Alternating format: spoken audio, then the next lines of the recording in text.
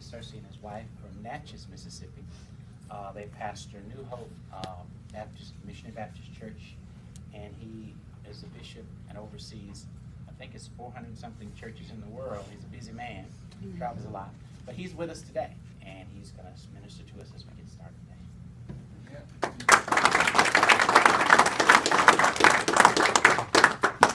Good morning, AFR. Good morning. I'm so glad to be here, and we will be cognizant of the time that we have.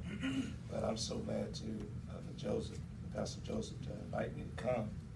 And I've listened to this radio station all over America, and you guys are doing a great work, and we want to encourage you to just continue to do that. And basically, I'm dressed like this morning. I see all you dressed down. I used to be a welder, and so I didn't get a chance to dress up like this. I've been dressing like this ever since. We served in the ministerial lines in Natchez, and they would always get up and say, "Man, come out." I said, "Well, look, if you was where I was, you'd be glad to dress up." So basically, Pastor Joseph told me that we have about 15 minutes, and I want to tell a story just briefly before we get started. There was a pastor in a small town, maybe 10,000 folks, and every Sunday after service, maybe 4 or 5 o'clock, he would go up to the top of the hill, and he would actually look over this mountain, come back down. He did that, And so in this specific town, the newspaper would dictate, just, well, so-and-so had a baby, they took a trip, somebody had a barbecue. It was a real small town. And so the deacons called and said, "Come in, we want to talk to you." Well, every Sunday, you go up on top of this hill, look over this mountain, and he said, "No, we want to know what's going on." And he said, "Because we don't want our pastor doing anything strange." and so he says, "Oh, that's simple." He says, "Every Sunday I go up, and a train is coming through. And he says, I want to see something moving through this city." I'm not pushing, amen. So glad for AFR is moving and it's doing great things. Now, my assignment here is, I think, and Pastor Joe said it was okay for me to share it with you.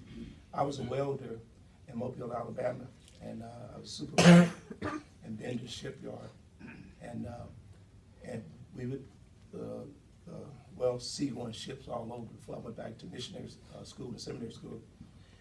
And basically, I was running from the Lord at the time, and reared up a good Christian boy, Baptist, and got a little spirit-filled experience. And then the Lord, I was looking in that fire, straightening up, because I was a supervisor, straightening up some things that somebody had messed up. And the Lord said, "I'm sending you home, son, back to Natchez. It's a mile and a half, an hour and a half from any given airport." And he says, "Well, I want you to go there." Of course, after seminary school, I was thinking I was going to go to Atlanta, some big metropolitan city. And then he sent me there, and he says, "I want you to weld the body of Christ together, to bring them together."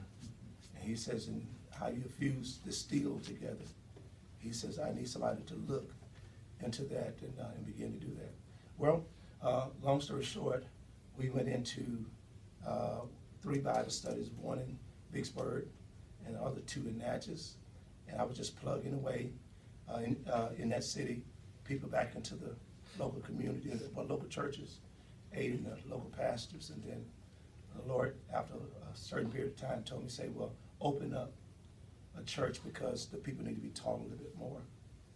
Well, I was evangelist, and I didn't really want that. You drop the evangelists come and drop the fire and the brimstone, hellfire and brimstone, and then the pastor sweeps up around that and tells them this is what he really meant, And so that's where it was. And so I love that, telling people off and not be responsible, And being honest, And so pastors are a little bit slower, he had to be a little more careful. And so when I did that, we opened up in the headquarters of the Klan, Ku Klux Klan, the Grand Dragon of the Klan, KKK. I didn't know it. but it had KKK on the front of the building. And basically, when I went in there, Lord directed me in a dream. He speaks to me in dreams. That's, when I'm asleep. I love going to sleep so he can speak to me, So I went to sleep. He said, go on Morgantown Road. It's a church. I want you to open this building. And so I went there, and it had KKK. It was written in blue spray paint. I saw some child and did this. Surely this is not going on in this day and time. And sure enough it was. And I don't know if you read in the Mississippi paper about Mr. Seals that had killed some boys in the civil rights thing. That was his family, and I think it was his nephew or somebody was a Grand Dragon, and that was a private school there, and I, when I went in there, because the Lord gave me an assignment. That's why I went in there, and if I had known the Klan, there was a Klan hall. I'm smart. I would have went in there. I just black man in the Klan. I went.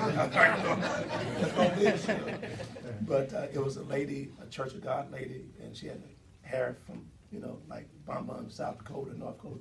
And so she came in, and I had an excavation company at the time, Earth Movement, and basically she asked me these questions. She says, I went to a house, I inquired another landowner. He says, well, she stayed right around the corner there. So I did, went around, and I was working for the youth court of Natchez and teaching sex education from a biblical standpoint, kids getting out children to abstinence, and so she says, are you Baptist? I said, yeah. And she was a Church of God. She said, do you believe in anointing with oil? I said, yeah.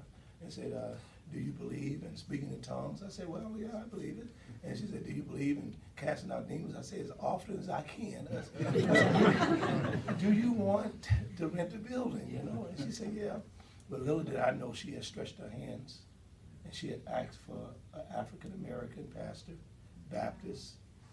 I was Red Baptist. My grandmother was Baptist, mom was Baptist. Grandfather was Methodist.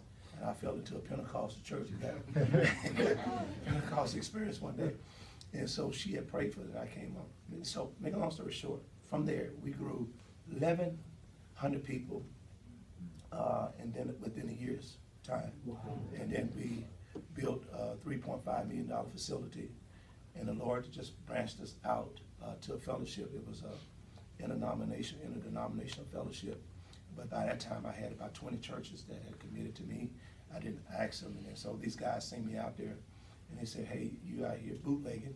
And I said, "What's that?" They said, "You're supposed to be with somebody that you can help you out with this. So So they put me through the College of Bishops. I received my training from Atlanta, Georgia, Earl Post Institute in Atlanta, Georgia, and 10 million parishioners strong. And so the thing just began to blow up. Now, it's said, and I'm going to give you a scripture here for the devotion this morning.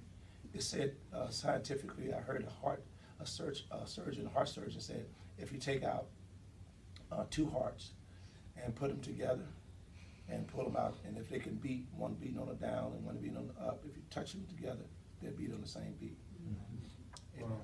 Yeah. So we're going into our 20th year there in Natchez, and praise and be to God Almighty. On February the 9th, y'all pray for us, solicit your prayers. We pretty well close to $18 million. If the Lord say the same in the next 6 months, we'll be debt free on an $18 million project. Amen. And so we just give God the praise. We give him glory. And we on the same beat. I found a beat. Now, what is that beat, Bishop Cersei? And I'm just going to share some of that with you. Basically, and you can write this down for a devotion, and you can turn if your Bibles. I don't know how you do it here, but in John the 17th chapter, 14 through the 23rd verse, Jesus prayed. He says, "I don't pray for these alone, the apostles, but I pray for all of those that would hear, that would actually hear their words